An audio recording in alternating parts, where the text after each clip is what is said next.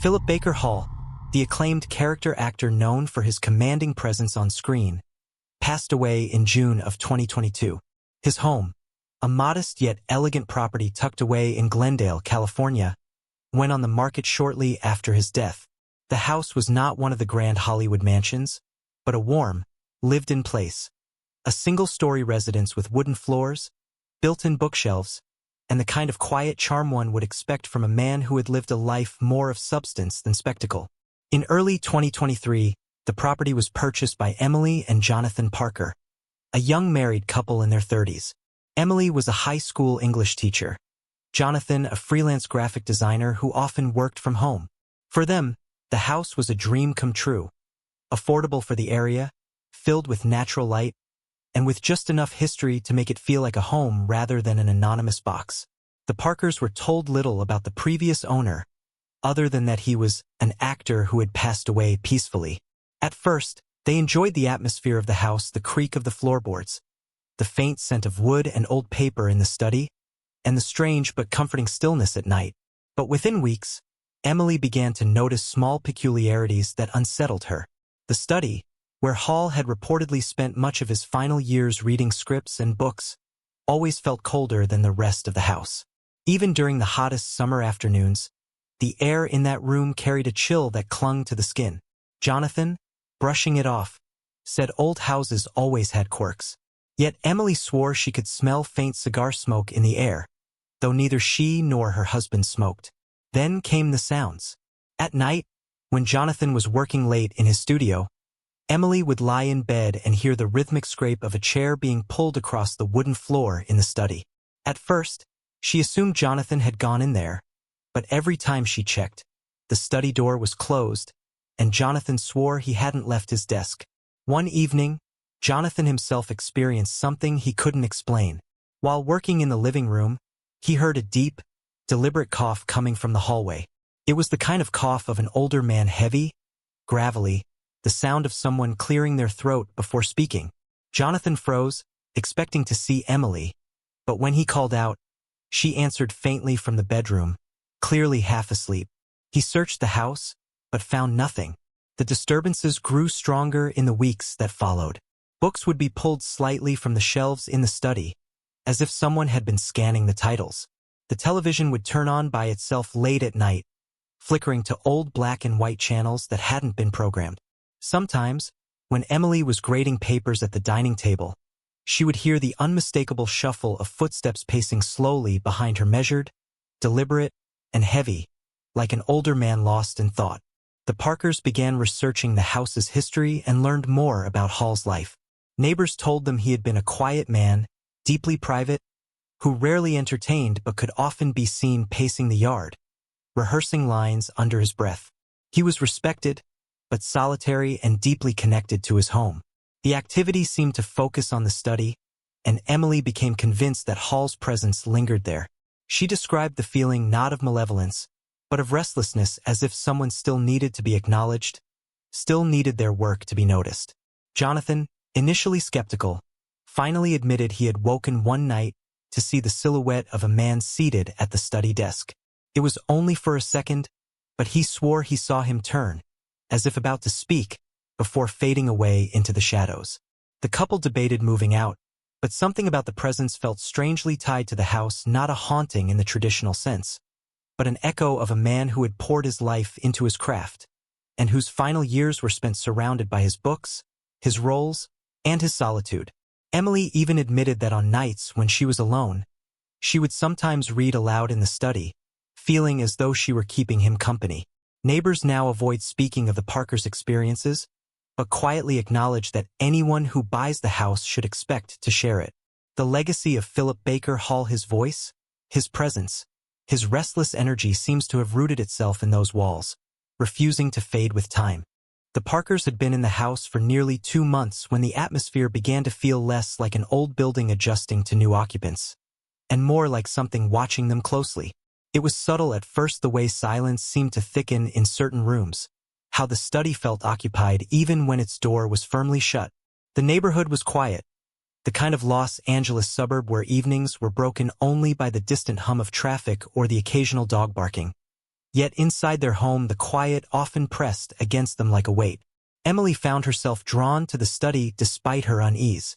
It had been left nearly intact when they moved and the built-in shelves were empty now, but the indentations on the hardwood floor showed exactly where Hall's heavy desk and chair once stood. The previous owner had removed the furniture but left behind the imprint of his years, as though the wood remembered the weight of him. In the evenings, when Jonathan retreated to his own work, Emily sometimes wandered in and sat cross-legged on the bare floor with her papers spread around her. There was something about the room that pulled her in its coldness, its stillness, the sense that if she just listened closely enough she might hear what had been left behind. It was there she first noticed the smell that wouldn't go away. It was faint, like a shadow of scent rather than the thing itself, not sharp like fresh smoke, but lingering, as if it had been absorbed into the walls over years. A sweet, woody aroma, unmistakably cigar smoke. She knew it wasn't Jonathan. He couldn't stand the smell of cigarettes, let alone cigars. At first she thought it was her imagination, a trick of suggestion after hearing from a neighbor that Hall had smoked in that very room. But one night, when she left the study door closed and returned an hour later, the air was so thick with the odor that she coughed. Jonathan noticed changes too, though he tried not to admit them. He was the rational one, the one who explained away the creaks as old floorboards shifting with the evening chill. Yet one late night, while working at his computer in the living room, he heard something that stopped him cold. It was a cough, low, deep, the unmistakable sound of an older man clearing his throat. Not once, but twice, echoing from the hallway that led straight to the study. Jonathan froze, staring into the shadows, certain he would see someone standing there. But the hallway was empty, silent, as though nothing had disturbed it at all. The following morning he confessed what he'd heard to Emily, but she only gave him a knowing look. She had heard the same cough several times while grading papers, sometimes so close it seemed as though it came from right behind her. It wasn't threatening, not exactly, but it was insistent, intrusive, the sound of someone present, someone reminding them that this was still his home. Soon, the disturbances multiplied. Books that Emily left stacked neatly on the dining room table would be found tilted, edges misaligned, as if someone had rifled through them. Jonathan's sketches, pinned neatly to his workspace, would fall one by one in the night until the floor was littered with curled paper. And always, the sense of pacing a slow, deliberate walk across the hardwood floor of the study, heard most often in the dead of night when the house was stillest. Emily began to dream about him, though she never saw his face. In her dreams, the study was not empty but filled with books, papers, and the smell of smoke. A man sat at the desk, his back to her, shoulders hunched, muttering lines under his breath as though rehearsing for a role.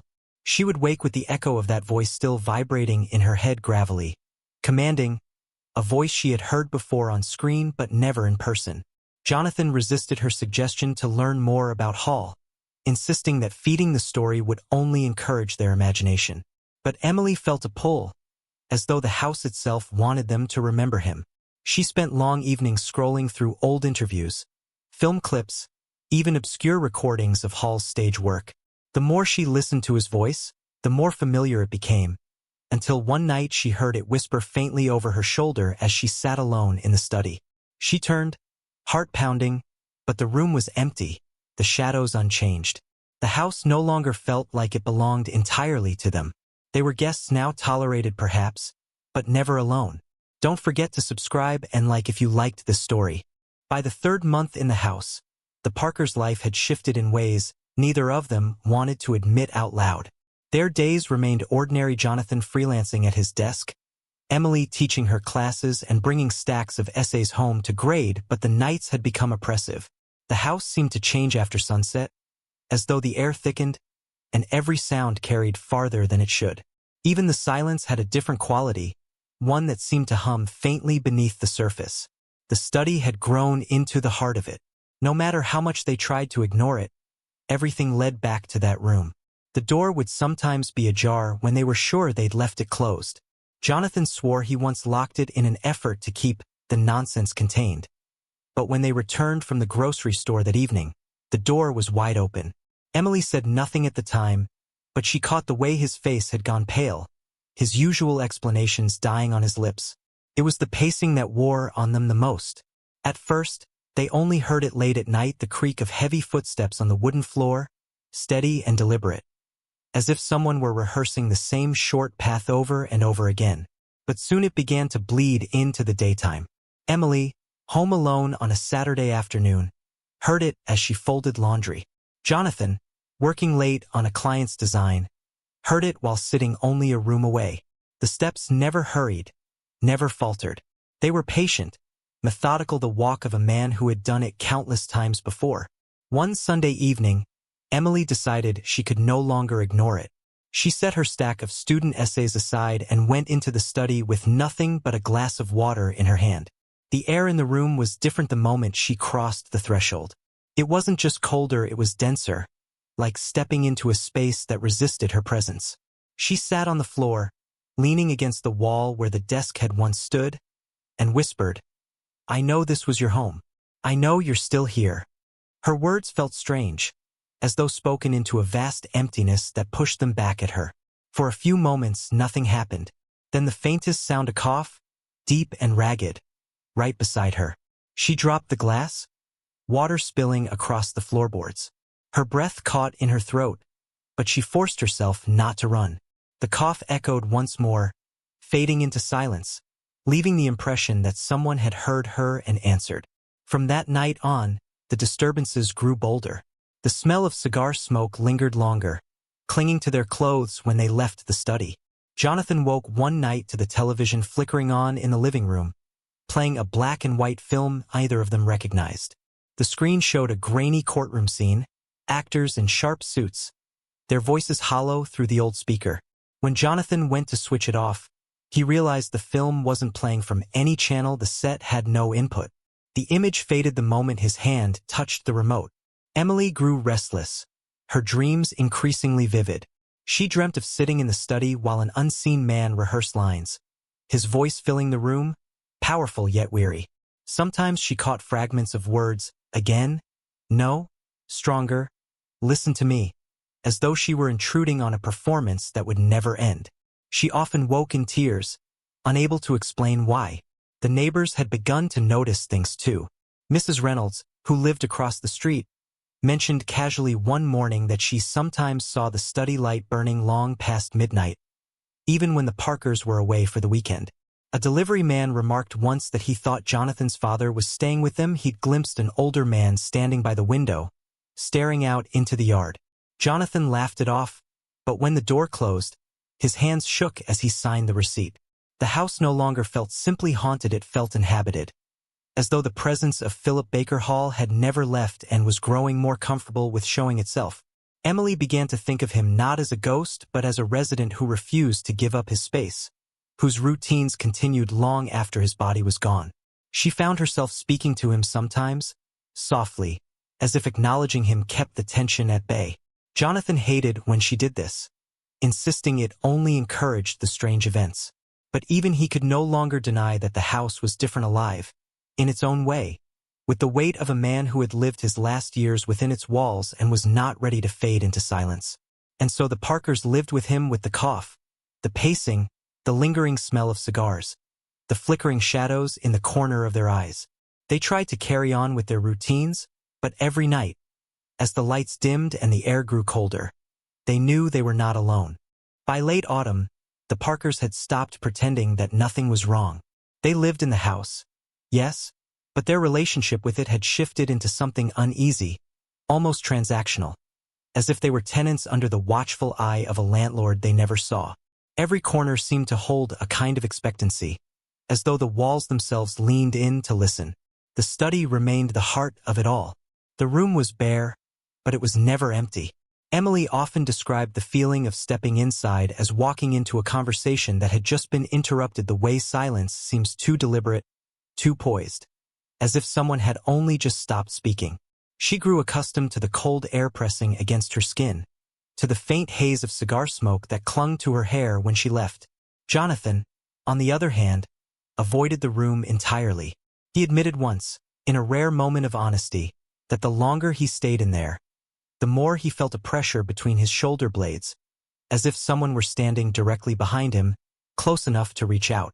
The pacing was now a part of their nightly life. It began around 10 o'clock, when the house settled into its evening quiet. First a single step, then another, the boards creaking with a slow rhythm. Sometimes it lasted for only a minute, other times it continued for hours, steady and deliberate. Jonathan tried recording the sounds on his phone, but when he played it back the footsteps were gone, replaced only by static. Still, he no longer bothered pretending he didn't hear them. It was the cough that unsettled him most. It came at unexpected moments. When he was pouring himself a cup of coffee in the kitchen, when he passed the hallway at dusk, when he woke in the still dark hours of morning. Always the same low, heavy, the cough of an older man clearing his throat before speaking. Once, while washing dishes, Jonathan froze as it echoed right beside him, so close that he could almost feel the breath against his ear. He dropped the plate in the sink, his hands trembling as the sound dissolved into silence. Emily, strangely, seemed less afraid. Perhaps it was her habit as a teacher to humanize everything, to find empathy where others found irritation. She began leaving a chair pulled out in the study, as though offering it to him. Sometimes she read aloud from her students' essays, her voice trembling but steady enough, believing that whoever lingered there was listening. She claimed that the atmosphere softened when she did this, that the pacing quieted, the cough retreated. Jonathan hated it. He told her she was giving the house permission, but she argued that refusing to acknowledge it only made the presence stronger. Then objects began to shift. A framed photograph from their wedding appeared one morning on the study floor, its glass cracked, though it had hung securely in the hallway the night before. Jonathan's sketchbook slid off his desk in the middle of the night, scattering across the floor as though swiped by an impatient hand. Once, Emily returned home to find every light in the house blazing, though she had turned them all off before leaving for work. Nothing was missing, nothing broken, just the unsettling sense that someone had walked the rooms in their absence. Inspecting, judging. The television disturbances grew bolder too. On more than one occasion, the screen flickered onto static, then shifted to old films, courtroom dramas, family comedies, even interviews. But the images never lasted long. They sputtered, dissolved into grainy shadows, and faded into black as soon as either of them tried to adjust the set. Jonathan once swore he heard his name spoken faintly through the crackling audio, though Emily dismissed it as a trick of the mind. The dreams became unbearable. Emily often woke with the sensation that she had spent hours in conversation with someone just out of sight, someone who paced the study as he spoke. She remembered fragments, lines of dialogue, rehearsals, the weight of words repeated again and again. She told Jonathan she sometimes felt honored by it, as though they were witnessing the persistence of a man who had never stopped working, never stopped performing. Jonathan saw it differently. He woke one night drenched in sweat, convinced he had heard someone whispering lines from the doorway of their bedroom. The neighbors had stopped asking questions. Mrs. Reynolds no longer mentioned the lights, though Emily caught her staring across the street one evening, her face pale, her hands tightening on the leash of her dog. Another neighbor, Mr. Lopez, avoided eye contact when Jonathan asked if he'd ever noticed anything unusual about the property. It was as if the whole street knew and chose silence. The Parkers themselves barely spoke of leaving. It was not that they didn't want to. It was the strange, unspoken certainty that moving would not solve it, that whatever remained in the house was not tied to the property in the ordinary way, but to the life that had been lived there, a life too deeply embedded to be displaced. The idea of walking away felt futile, as though the presence might simply follow them, or worse, grow angry at the attempt. And so, they stayed. They lived among the whispers, the pacing footsteps, the smell of cigar smoke, the weight of a man's unseen gaze. The house was theirs by deed, but not by spirit. Each evening they locked the doors, turned out the lights, and waited for the first cough to echo through the hallway, the signal that the night had begun again. By winter, the Parkers had grown used to living alongside the presence, but the house itself seemed unwilling to let them remain in peace. The pacing grew louder, the cough more insistent, and the study became unbearable to enter. One night, as Jonathan worked late, he heard the unmistakable sound of someone pulling a chair across the hardwood floor in the study, slow, dragging, deliberate. When he rushed in, the room was empty, Yet the chair they had left pushed against the wall was sitting directly in the center of the floor. Emily finally admitted she could no longer sleep. Her dreams had turned violent, filled with shouting, slamming doors, and the constant weight of a man's voice demanding to be heard. She confessed she sometimes woke to find herself standing in the study in the middle of the night, unable to remember how she had gotten there. The breaking point came when a neighbor, Mrs. Reynolds, called in the early morning hours. She had seen someone standing in the study window again, a tall, older man, shoulders slouched, staring out toward the street. But that night, both Emily and Jonathan had been staying at her sister's house across town. Within a week, the Parkers put the house up for sale. They told no one the details, only that the home wasn't right for them. Neighbors watched as the couple packed hurriedly, their faces pale, their voices hushed. The house still stands in Glendale. Realtors describe it as charming and full of character. But those who have lived nearby whisper about the light in the study that burns at odd hours, and the faint sound of footsteps pacing steadily across the wooden floor, as if a man is still rehearsing lines he never quite finished. And so the house waits for its next owners, and for the restless presence of Philip Baker Hall to continue his performance, long after the curtain has fallen. Don't forget to subscribe and like if you liked this story.